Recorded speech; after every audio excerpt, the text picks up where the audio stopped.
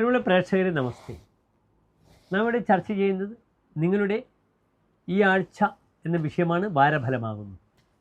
ഈ ആഴ്ച വാരഫലത്തിൽ നാം ചർച്ച ചെയ്യുന്നത് മേടം മുതൽ മീനം വരെയുള്ള 12 രാശിക്കാരുടെയും ഒരു വാരക്കാലത്തെ ശുഭാശുഭ ഫലങ്ങളാണ്. ഇവിടെ നാം ചർച്ച ചെയ്യുന്ന ദിനങ്ങൾ വരുന്നത് 1200 ഇടവമാസം 25-ാം തീയതി മുതൽ 31-ാം തീയതി വരെയുള്ള ഒരാഴ്ചക്കാലം.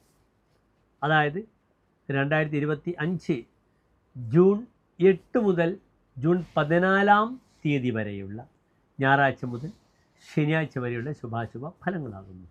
ഇവിടെ ഈ വാരത്തിൽ പ്രധാനമായും ചർച്ച ചെയ്യുമ്പോൾ വളരെ ശുഭകരമായ ചില മാറ്റങ്ങൾ, ഗ്രഹങ്ങളുടെ മാറ്റങ്ങൾ നാം ശ്രദ്ധിക്കണം. ബുധൻ മിഥുനത്തിലേക്ക് സ്വന്തം ക്ഷേത്രത്തിലേക്ക് പ്രവേശിക്കുകയാണ്. അപ്രകാരം നീചസ്ഥനായ ചൊവ്വ കർക്കിടകത്തിൽ നിന്നും ചിങ്ങൻ രാശിയിലേക്ക് പ്രവേശിക്കുകയാണ് സുക്ഷേത്രത്തിൽ.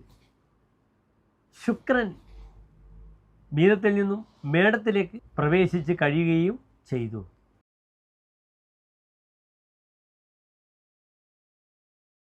കാർത്തിക നക്ഷത്രത്തിൻ്റെ അവസാനത്തെ 45 നാഴിക, രോഹിണി മകീര നക്ഷത്രത്തിൻ്റെ ആദ്യത്തെ 30 നാഴിക വരുന്ന 2 നക്ഷത്ര സമൂഹമാകുന്നു ഇടവൻ രാശി. ഇവിടെ ഇടവൻ രാശിക്കാർക്ക് രാശിയിൽ ഗ്രഹങ്ങളിലെ 2-ാം ഭാവത്തിൽ ബുധ ഗുരുക്കന്മാർ, 4-ാം ഭാവത്തിൽ ചൊവ്വ കേതു, 6-ാം ഭാവത്തിൽ ചന്ദ്രൻ, 10-ാം ഭാവത്തിൽ രാഹു, 11-ൽ ശനി, 12-ൽ ശുക്രൻ.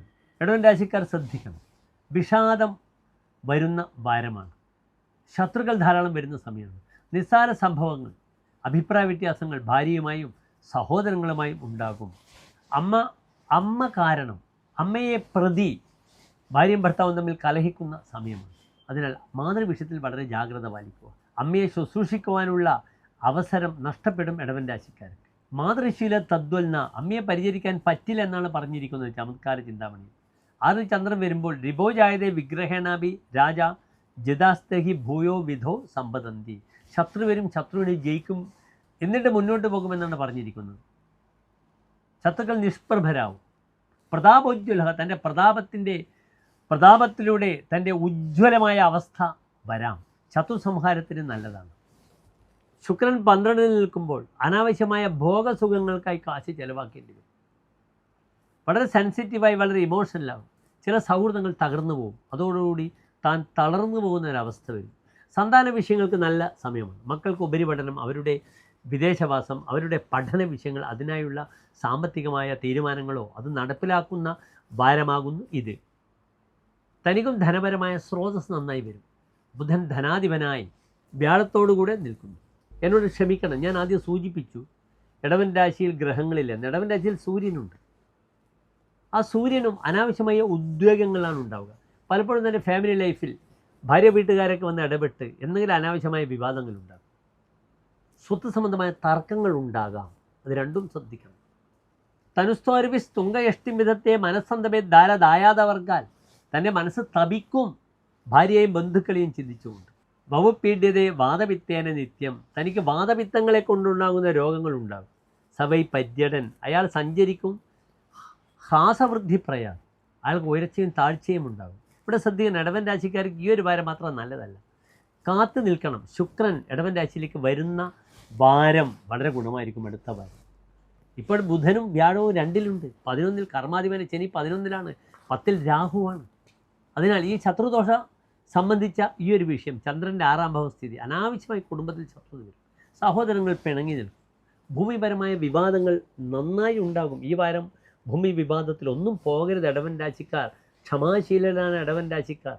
ഞാൻ പറഞ്ഞു, വളരെയധികം സെൻസിറ്റീവായിരിക്കും, വളരെ ഇമോഷണലായിരിക്കും. അതിനാൽ നിയന്ത്രിക്കണം തൻ്റെ വികാരങ്ങളെ, ഇല്ലെങ്കിൽ അത് വലിയ ബുദ്ധിമുട്ടുകളിലേക്ക് പോകും. പിന്നീട് 4-ാം ഭാവത്തിലെ ചൊവ്വ, വിവാദങ്ങൾ ഭൂമിപരമായിട്ട് വരും. പക്ഷേ കർമ്മമേഖലയിൽ തനിക്ക് വളരെ അനുകൂലമായ അവസ്ഥ വരും. തനിക്ക് ചില അധികാരങ്ങൾ, വസ്ത്രം മീൻസ് അധികാരത്തെ സൂചിപ്പിക്കും, ഇതൊക്കെ തരും 4-ൽ നിൽക്കുന്ന ചൊവ്വ. ഈ 4-ൽ ചൊവ്വയും കേതുവും നിൽക്കുമ്പോൾ ബഹുഭാഗ രാത്രി യാത്ര പാടില്ല.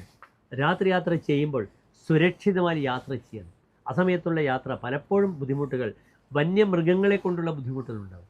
ഈ വാരം ഏറ്റവും ശ്രദ്ധിക്കണം. വിഷസ്പർശം ഉണ്ടാകാതെ നോക്കണം. വീട്ടിലെ പട്ടി അല്ലെങ്കിൽ പൂച്ച അല്ലെങ്കിൽ വളർത്തു മൃഗങ്ങൾ തനിക്ക് ഉപദ്രവം ഉണ്ടാകും. വാഹനങ്ങളിലൂടെ അപകടം വരാം, ശ്രദ്ധിച്ചു കൊള്ളണം. വെള്ളിയാഴ്ച നിർബന്ധമായും രക്തപുഷ്പാഞ്ജലി, കടുംപായസം, ഭദ്രകാളി ക്ഷേത്രത്തിൽ ചെയ്യണം. ചൊവ്വാഴ്ച പറ്റുമെങ്കിൽ ശത്രുദോഷം മാറാൻ ശത്രു സംഹാര കുരുതി നാളികേരം കൊണ്ട് മുട്ടറക്കണം ചൊവ്വാഴ്ച. വെള്ളിയാഴ്ചയാണെങ്കിൽ നാളികേരം കൊണ്ട് ദേഹമുട്ടാണ് ചെയ്യേണ്ടത്. മനസ്സിന് സ്വസ്ഥത ഉണ്ടാകണം. പ്രിയപ്പെട്ട ഇടവൻ രാശിക്കാർ, എല്ലാ പ്രിയപ്പെട്ട ഇടവൻ രാശിക്കാർ ശോഭനമായ ഒരു വാരത്തെ പ്രാർത്ഥിക്കുന്നുണ്ട്. നമസ്കാരം.